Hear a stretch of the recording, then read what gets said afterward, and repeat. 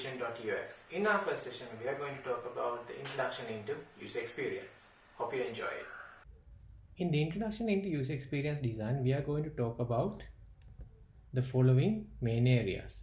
Life before user experience, what is user experience, key components of desirable user experience, skills you need to become a good UX designer. Life before user experience. Life before user experience is hard for both the engineering plus the users. The gap between the communication of the system and its users made the application practically impossible to use. In order to mitigate this, the word called the user-friendly came into life. It was an honest effort to mitigate the gap between the system and the user. Then Sir Don Norman, the person you may see in this picture, write a book about usability which is called Design of Everyday Things. In that book, he talked about the practical usage of usability. This was the first step into modern day user experience. Now the usability is considered as a part of user experience. The user experience has now evolved into a complex and a promising industry for many millions. So that's how user experience came into life. So the next one is, what is user experience? The term user experience is one of the most misused terms in the industry. Many designers, speakers define user experience in different manner. In this slide, you'll be able to see the most logical explanation when come to user experience. The user experience is the holistic effort or effects felt by the user as a result of interaction with a system, device or a product, with the influence of usability, usefulness and the emotional impact during the interaction after save. It's like it is something already emotions they felt during the interactions plus the emotions they savor after the original interaction which they made. It is not just how you feel while you are interacting with the application. It is also the memory that you savor as an emotional impact to you while after you create the overall interaction. So that is user experience. Now we are moving to a very interesting topic in our discussion. It is to talk about the 7 key aspects of creating a desirable experience. Let's have a look at them one by one. So the first one is usefulness. Every user has a certain goal in their mind when it comes to interacting with a certain product or a service. If the application provides a support to the user to achieve a goal which is intended, the application, product, the system become useful. The solution should be meaningful for the user to overcome a particular problem which they have in their mind. So I hope you got the idea of usefulness.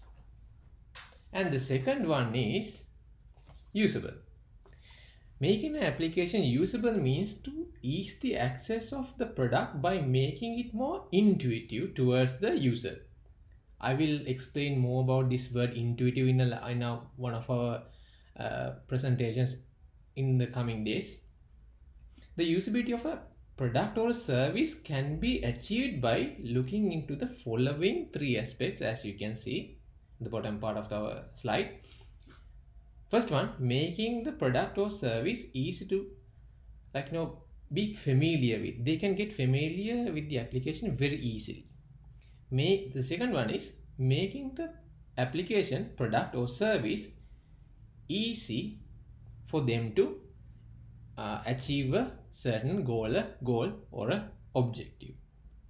The last one is allowing them to memorize the work with ease so they can recall the user interface and how to work with it whenever they revisit the application. So by these 3, easily you can make the application more usable. And the other one is making the application findable. A product or service being able to make it findable is to that can create a desire. Making an application findable can create the desirability more than just making an application which is there, just being there. If the application and the relevant details there are findable, there's a huge potential of making new users, onboarding new users to the system, and your application will be easily found on the internet when other people start sharing about your product or service. That can boost your findability in the internet. And the other thing is credibility. This is one of the most important fact. Not just to create a desirable experience, the application should be fit for purpose. The most important thing is it should do as it says.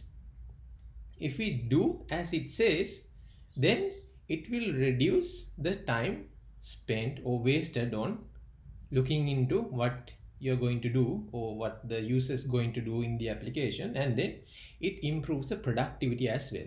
Then that creates a credibility of saying that this application does what it says.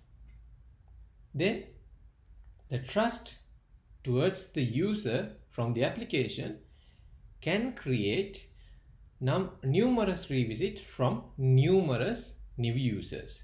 That means you are retaining most of the users that you bring into the application. And the word itself, desirability. It is to make the user attract towards the application through aesthetic, branding, image, identity, and emotional design. I will talk about emotional design in one of our later part of presentation. In another presentation, that means it allows the user to show off the application to others and make awareness of the application towards the others. It's like not like in earlier days. Nowadays everyone is carrying a wow factor in their mobile phones, in their pockets. We call it a millennial effect on product design. And the last few points are, one of them are accessibility. Making an application accessible to everyone is the key to make everyone coming and contributing to the internet. This is one of the most important factor when come to creating a desirable experience. Designers always think that the application we build are created for perfect humans, but we are not. We are temporarily abled, and there are people who suffer from impairments such as vision, hearing, motor skills, and mental disorders, preventing them accessing the internet as us. So what we have to do is we have to make them access the applications, the services as same as we do, but not make them feel discouraged by the impediments that they have. The last key point is making an application valuable to create a desirable experience.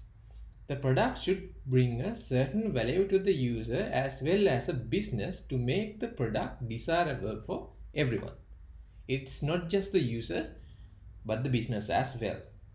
Without the value, the product's success will be undermined, because if it is not bringing any value, it is just a beautiful or a cool product or a wonderful technology that doesn't do anything. It doesn't generate a certain value.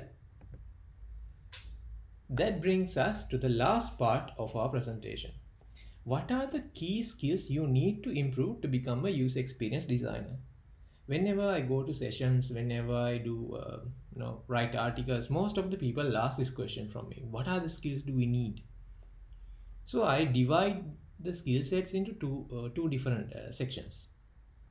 First one goes for newbies to designers who are more than 2 years experience, nearly 3 years experience, I think they can start with the following areas where they can do ideation, brainstorming, conduct solution and interaction design, and storytelling, visual design, usability testing, accessibility testing, and conduct good brainstorming session in order to get the upper hand and the understanding on creating better products. Most of the people may think that, oh, this is not what I expected to when I started my career. But the thing is, this is a very good starting point. Plus, you have to read a lot, practically see through, practically see what you have learned from books, articles, anything that you can find as material, maybe YouTube, and practically use them in your real life experience. That is somewhere from a newbie to a kind of experienced designer which has nearly 2 years of experience. For say people who are in the industry for many years, who are architects, who are senior UX designers, senior UX lead, they are the people who conduct product strategy creation, where they try to understand the whole scope of the product, where they come and create their own UX process for the product, depending on the scope, depending on the budget, depending on which this solution they should be looking into. They will also provide a solution or a idea on which technologies that they should be using on the front ends, those kind of suggestions. And product strategy creation and the product management should be done by the upper level designers. Plus, they should be able to conduct user research, problem identification, key aspect, which is empathy, which will be discussing in our one of our later part of our presentations, and design psychology, which I will be conducting a separate session for that as well. These are the key skills that a higher tier designer should be having. One of them. There are many skills other than this, but these are one of the key skills that you may need to have when you are a good UX designer. Right, that brings us to the end of our session. UX is not just being aesthetic, it's about giving a meaningful solution. So I know most of you are very much focused on creating a very beautiful design and to see through everything and say, right, I did a very good design. But more or less, the clients will love it at the first moment, and what happens is at the latter part or the long run, the people will lose interest because it's not useful, it is not understandable, it is not discoverable.